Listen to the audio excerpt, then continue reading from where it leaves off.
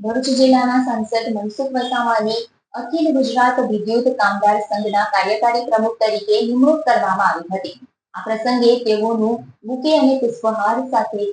સ્વાગત કરીને અભિવાદન કરવામાં આવ્યું હતું. ગુજરાત સરકારના ઉર્જા વિભાગની GUVNL, GS,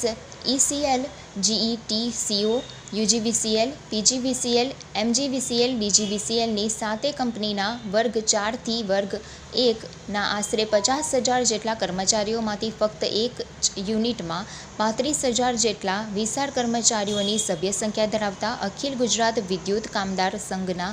નામના ટ્રેડ યુનિયનના ગુજરાત રાજ્યના પ્રમુખ ભરત પંડ્યા, પૂર્વ પ્રદેશ પ્રવક્તા BJP ગુજરાત, પૂર્વ મહામંત્રી BJP ગુજરાત, ધંધુકાના ધારાસભ્ય અને સિનિયર સેક્રેટરી જનરલ અને ઉઝા APMCના ડિરેક્ટર બળદેવ પટેલના માર્ગદર્શન અને સૂચના મુજબ દક્ષિણ ઝોનમાંથી 7 ટર્મથી જંગી બહુમતીથી વિજયી થતા ભરૂચ લોકસભાના સિનિયર સાંસદ મનસુખ વસાવાને અખિલ ગુજરાત વિદ્યુત કામદાર સંઘના કાર્યકારી પ્રમુખ તરીકે નિમણૂક કરવામાં આવી હતી. જે નિમિત્તે અખિલ ગુજરાત વિદ્યુત કામદાર સંઘના general secretary Chirag Shah, deputy president AR Prajapati, MM Sayed, deputy secretary general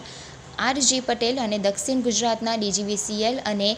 GETCOના circle secretary અને ઉચ્ચ હોદ્દેદારો વાપી, વલસાડ, નવસારી, દેડિયાપાડા, સાગબારા, રાજપીપળા, દહેજ, જંબુસર, અંકલેશ્વર, હાંસોટ, ભરૂચથી રૂબરૂ હાજર રહી